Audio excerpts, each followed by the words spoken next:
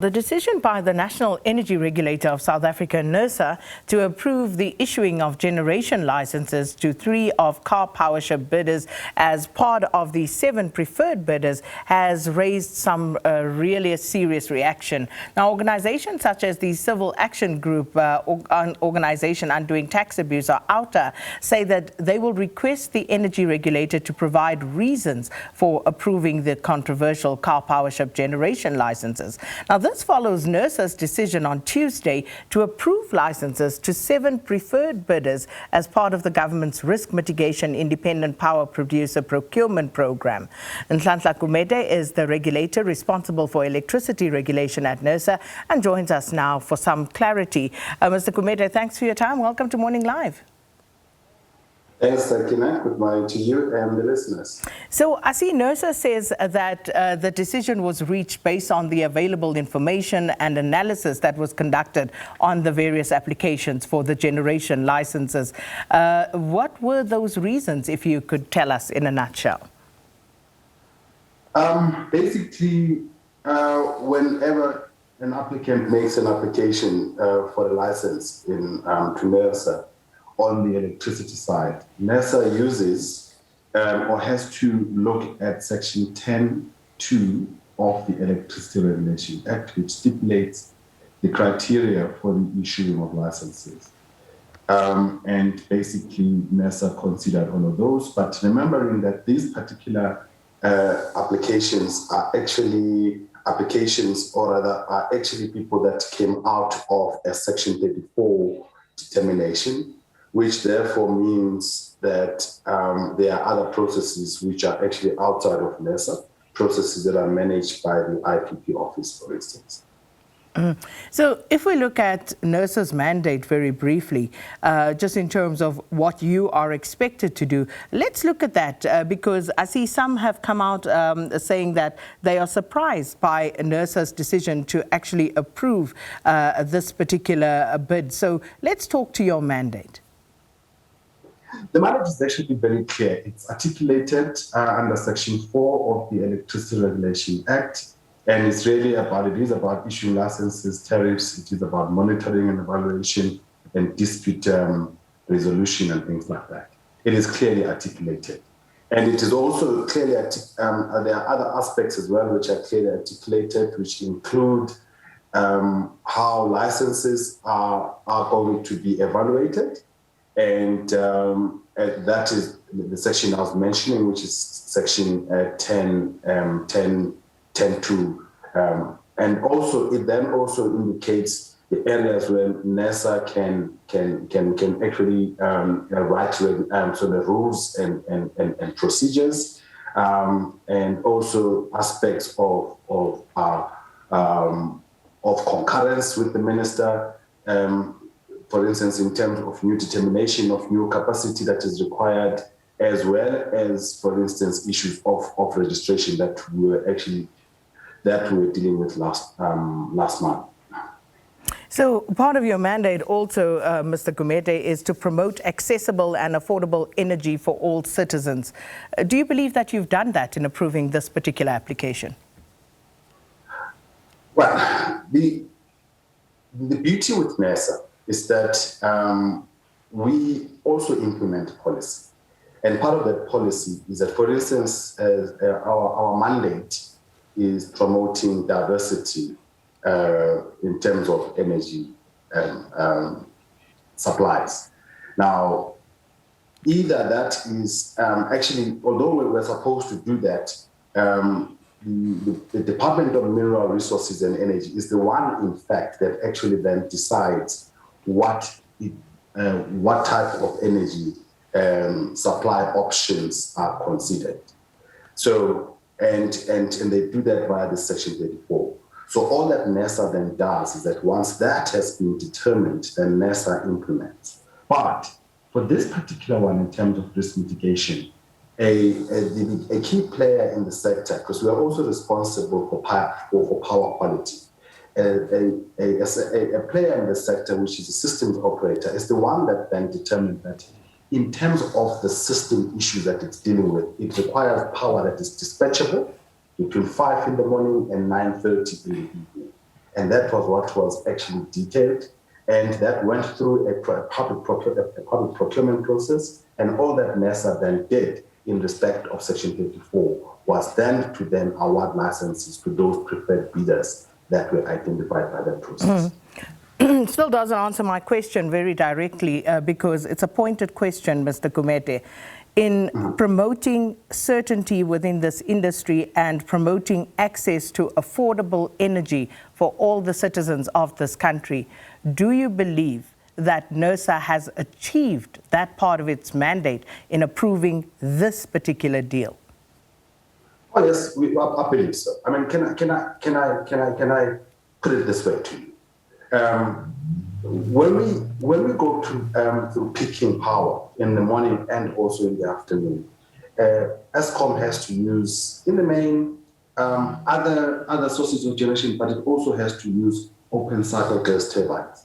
It costs South Africa, it costs Eskom at least, and then of course that translates into South Africa some order of 4 rand per kilowatt hour, 4.70 actually per kilowatt hour. Now, if you look at the prices that have been tendered for this part, it's much lower than that. So, in fact, what people don't say is that, especially for peak in the morning and in the evening, dispatchable power. So when all of us cook, when Eskom has to fire up those open cycle gas turbines, the cost of generating power for those periods is over 4 rand per kilowatt hour. What this deal does, it brings it to less than 2 rand per kilowatt hour. Now that, if that's not a good deal for South Africa, I don't know what is.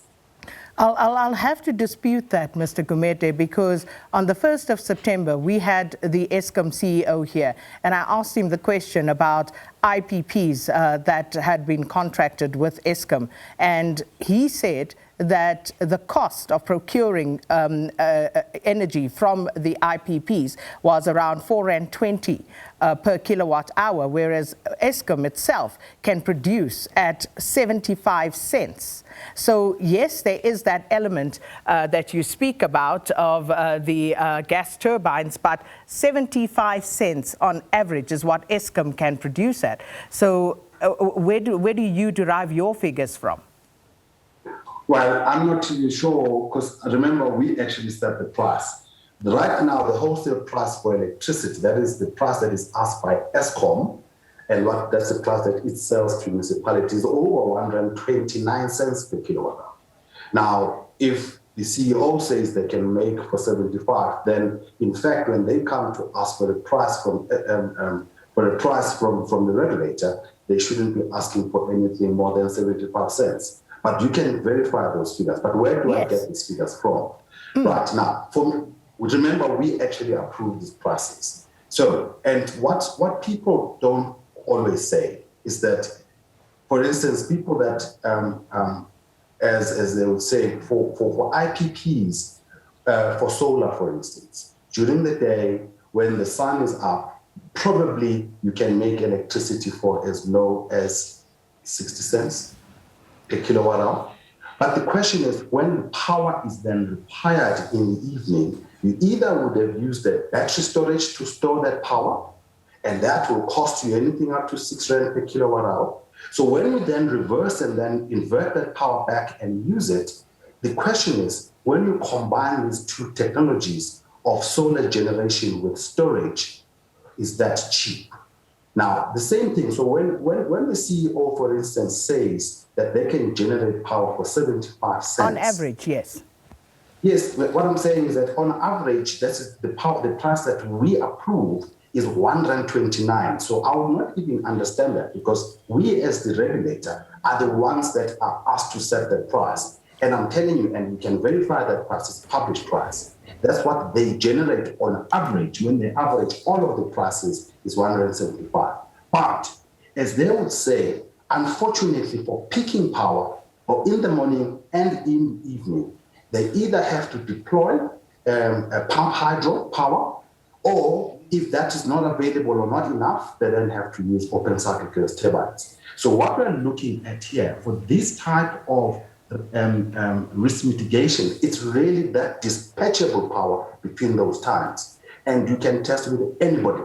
dispatchability, number one, and also at particular times, whether you can actually dispatch that power for 75 cents in South Africa. So how much is this deal going to cost South Africa? Because I see Outa is telling us that over 20 years, we're looking at something in the region of 218 billion rand. How much is this going to cost us?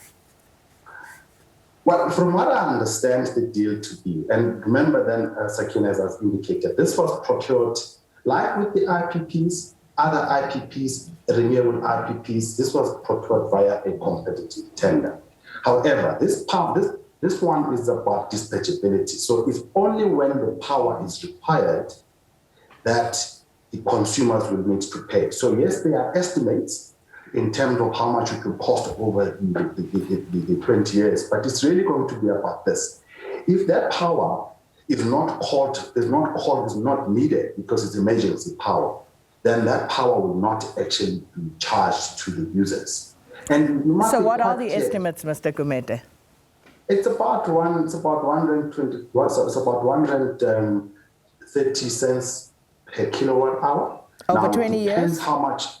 Well, I'm saying it's people can do that because the assumption is how much of that power we use. That number that Outa calculates it may be an assumption that says that power is going to be used for 75% of the time, but I would not think that it be load factors of anything more than 20-30%. So all you need to do is to take that, multiply by 30% of the 870 odd hours per annum and multiply by 20 years. By 20% of that, you can come up with a number. But even what that is the number, Mr. Gumede? Because you had to play around with some numbers. You had to look at some numbers. You had to come up with various scenarios. So what are your estimates? Unfortunately, as I've indicated, with renewable, with IPPs, because that is procured via a competitive tender. We never have to actually look at the prices as you would normally do with any other. Because what the assumption is that the market will give you the best price. So if you are asking whether in terms of our approving, did we actually have to analyze how much that would cost how much that will cost the economy in terms of how much that would be used for, we didn't actually have to go through the analysis. But why didn't you, Mr. Gumede? How dare you lock the South African public into a 20-year deal and not look at how much it's going to cost us? I mean, that is just irresponsible at the least. You can't say you didn't look at numbers, Mr. Gumede. You had to look at the numbers. Can I correct you though, Sakina? Please do. With the PPAs, all that the energy regulator does, it notes power purchase agreements. The energy regulator approves licenses, and it is specified, as I've indicated, it is specified. So in the case where we need to set a tariff, which is what we do for Eskom, we go through the analysis that makes us, we go through a published analysis where we then design a tariff and agree and disagree on certain aspects of the tariff. That is for the part where we set the tariffs. But in respect of IPPs, whether renewable or otherwise, which are brought to us or come to the system via competitive bidding process, all that the regulator does is note those things. So in noting does not necessarily mean that we actually have to then do our own analysis. And because we have no influence in terms of who is procured. All that we have influence on is that we need to grant them a license to operate, looking at all of the issues that are stipulated in the Act to see whether they will comply to that. So some of your mandates, and I'm going to read this, also includes what you need to do as NERSA is to facilitate affordability and accessibility to the energy to balance economic interest of all stakeholders in support of socio-economic development of South Africa and a better life for all. And I repeat, to promote accessible and affordable energy for all citizens as you set the prices and do all of the other things that you've just mentioned. But there is, of course, also, just to bottom line this particular matter, Mr. Gumede, so you cannot dispute then the figure that entities like Outer are putting out, because you didn't do that sort of number crunching. Is that correct? No, what I'm disputing is the quantification over 20 years, because there are a number of assumptions that are underpinning that. But what we are responsible for is the price, right? What I'm saying, although we may not have set the price, we actually look at the price, and that price is published. It's actually going to be published when the RFDs, the reasons for decisions, are published, which is going to be pretty soon. It's just that they're actually going through grammatical and other edits. But the point is, though, the prices are there. So all we can do is to compare the price of one technology to the price of another technology. In terms of how that is going to be deployed, because the only time they get a revenue is if the power from that unit is then dispatched. Now, there are lots of assumptions that Outer would have made on that. What I'm saying is that I don't want to venture into that space, because that is speculative. The only thing that I can indicate in terms of affordability is tell you what the price is. And that price is published. And that price, in terms of what comes out of this program, is much cheaper than the alternative that we are currently paying, which is R4.70 per kilowatt hour for that power that we need, which is dispatchable at morning peak and evening peak. And that there is no other technology, unfortunately, that we do have.